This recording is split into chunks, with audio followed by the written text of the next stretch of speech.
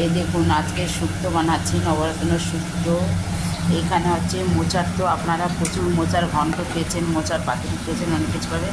আজ মোচার কোপ্তা বানাচ্ছি, মাছ বানাবো আজকে। এইটা মোচার কোপ্তা ভাজছি, এতে মোচার কোপ্তা সব ভেজে রেখেছি। এটা মোচার কোপ্তা হবে, এখানে ওলের রান্না হবে, মটরশুঁটি দিয়ে ওলের রান্না হবে। ডাল হয়ে গেছে, পালং শাকের তরকারি হয়ে গেছে, সমস্ত কিছু। আজ হচ্ছে মোচার কোপ্তা বানাচ্ছি। মোচা ঘন্ট অনেক খাওয়া হয়েছে। এই দেখুন পেঁয়াজকলি ভাজা করেছি, পালং শাকের তরকারি করেছি, পেঁয়াজকলি ভাজা করেছি, মসুরি ডাল করেছি। এতটা রান্না হয়ে গেছে। আজকে আমি একটু যাব, ওই জন্য তাড়াতাড়ি করে রান্না করছি। এখনও ডিম বাকি আছে, মাছ বাকি আছে। এই যে কোপ্তা কারিটা করছি আজকে, মোচার কোপ্তা কারি করছি। এই ফুটে গেছে, এখন একটু ঘি গরম মশলা দিয়ে দেব, দিয়ে মোচার কোপ্তা কারি নামিয়ে দেব।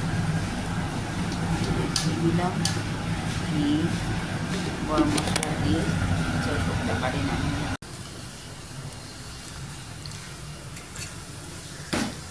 এতে মসুরির ডাল, পেঁয়াজকলি ভাজা, বেগুন ভাজা, এখানে আছে শুক্তো, পালং শাকের তরকারি, মোচার কোপ্তা, এই সমস্ত রান্না হয়ে গেছে আমার।